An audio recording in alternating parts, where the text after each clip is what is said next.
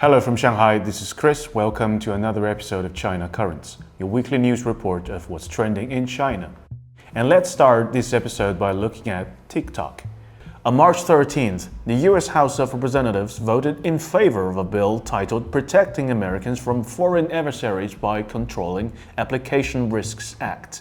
In the morning session, the bill demands that ByteDance divests its control over its popular short video app TikTok, with the alternative being a potential ban of the app in the United States. The bill must now be passed by the US Senate before it can be presented to President Joe Biden for his approval. US media outlet CNN described the bill as the most aggressive legislation targeting TikTok to come out of a congressional committee since company CEO Shou Zichu testified to lawmakers last year that the app poses no threat to Americans in a grueling hearing. Chinese observers said the passing of the TikTok bill demonstrated a persistent campaign by some US politicians to hunt down the social media platform, which has enjoyed worldwide success and is set to dent stabilizing ties between the two countries. Cooperation is the only sensible way forward in the field of science and technology, they noted. The bill, led by Republican Mike Gallagher and Democrat Raja Krishnamurti, aims to address the so-called national security risks over TikTok's ties to China. With 170 million American users, TikTok has achieved a massive scale, making an outright ban far more complicated. This bill would only block the app from being distributed through official app stores, not prohibit existing users. As the 2024 election nears and TikTok's US influence grows, political and corporate interests in both parties appear motivated to bring the platform under domestic control. Ironically, the very man who started all these witch-hunting farce, former President Donald Trump, has shifted his position to against the ban on TikTok. Trump is expected to be the Republican candidate in this year's election against Joe Biden. Next up, an explosion occurred in a building in the town of Yanjiao located to the east of Beijing on March 13th, causing severe damage to several surrounding buildings. And as of the time of press, this incident has resulted in 2 deaths and 26 injured, local authorities said. At 7:54 a.m. on that day, a suspected gas leak led to a deflagration incident at a fried chicken shop in Yanjiao in Sanhe, Langfang in North China's Hebei province, local authorities said. Local fire, emergency, and medical departments had quickly arrived on the scene to deal with the situation, according to media reports.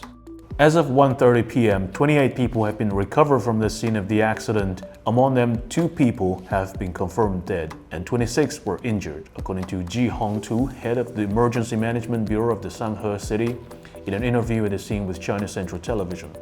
The injured have been taken to nearby hospitals, with most of them suffering from minor injuries.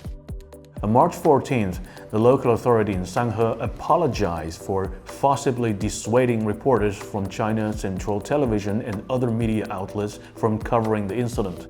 This has sparked wide discussion on protecting journalists' rights and duties when covering sudden incidents of public concern, especially in cases of disasters. Some videos circulating online on Wednesday showed a reporter from CCTV who was conducting a live broadcast at the core site of the explosion being approached by 2 men in black.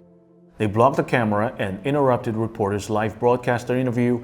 At that moment, the reporter was describing local traffic conditions, saying that a safety cordon was set up 500 meters away. Next up, Chinese Foreign Ministry spokesperson Wang Wenbin said on March 13th that it's in the common interest of China and India to resolve the border issue as soon as possible, responding to a question related to claims by Indian officials that stationing so many troops on the border is not in the common interest of both countries. Wang said during the regular press conference that it is hoped that the two sides will find a mutually acceptable solution as soon as possible, in accordance with the consensus of the leaders of the two countries and the spirit of the relevant agreements.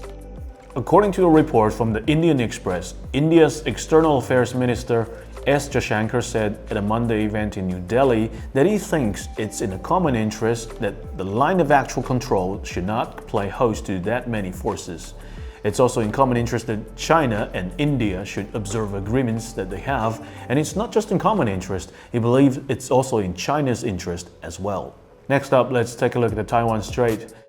According to Taiwan's United Daily News report, Taiwan leader Tsai Ing-wen, deputy leader and leader-elect Lai Ching-te went to Kaohsiung-based Taiwan Shipbuilding Corporation to attend a ceremony of the Taiwan Marine Patrol's Department, Jia-yi-class patrol ship 3rd ship Yunlin ship delivery, and the 4th Taipei ship naming launch ceremony. At the ceremony, Tsai Ing-wen said that the 2 newly delivered ships were the largest in tonnage in the Taiwan Marine Patrol Department. According to Taiwan media reports, the delivery Yunlin ship, Taipei ship tonnage are 4,000 tons. Yunlin ship is said to be able to withstand strong winds of 10, able to range 1,000 nautical miles, equipped with 3 sets of high-pressure water cannons with a range of 120 meters, and has the equivalent of a field hospital level of medical compartments. Despite Tsai's touting of 2 new ships at the ceremony, Taiwan's former Air Force Vice Commander Zhang Yanting has pointed out that compared to the number and strength of the mainland's ships, the Taiwan authorities had overstretched. He said that the mainland also has marine police ships, marine surveillance ships, fisheries vessels. There are 99 marine police ships of more than 1,000 tons, 46 ships of more than 3,000 tons, and 2 ships of 10,000 tons. On the contrary, the Taiwan authorities do not have any 5,000 or 6,000 ton ships at all, and the mainland has an absolute advantage at sea. Earlier this year, a mainland fishing boat was crushed by the Taiwanese Marine Patrol, causing 2 deaths. Taiwanese authorities refused to apologize and led to an escalation of tension in the region. Next up, on March 10th, the first batches of 2024 saving bonds were officially issued in China. Residents rushed to buy them with enthusiasm. A number of banks in Beijing sold out their quotas in the morning, and the quotas of large banks being particularly tight, being snapped up in just an hour. According to the announcement of the Ministry of Finance of China, the first and second issues of 2024 savings treasury bonds were issued from March 10th to March 19th. Both issues of treasury bonds are fixed rate and fixed maturity varieties. The first issue has a maturity of 3 years with a maximum issuance of 15 billion yuan and a coupon rate of 2.38% per annum. The second issue has a maturity of 5 years with a maximum issuance of 15 billion yuan and a coupon rate of 2.5% per annum. Next up, in an exclusive interview with CGTN before the National 2 sessions, Lu Guoquan, member of the Chinese People's Political Consultative Conference and director of the Office of All China Federation of Trade Unions, has for the first time proposed to legislate the right to disconnect in order to increase the legal costs for companies imposing invisible overtime. The suggestion has sparked widespread discussion. On March 10th, Lu responded to CGTN confirming that the proposal has been officially filed and relevant departments will soon communicate with him and provide a response. Lu stated that during the group discussion attended by relevant personnel from Supreme People's Court and Supreme People's Procuratorate, he also suggested the right to disconnect should be a major point of discussion.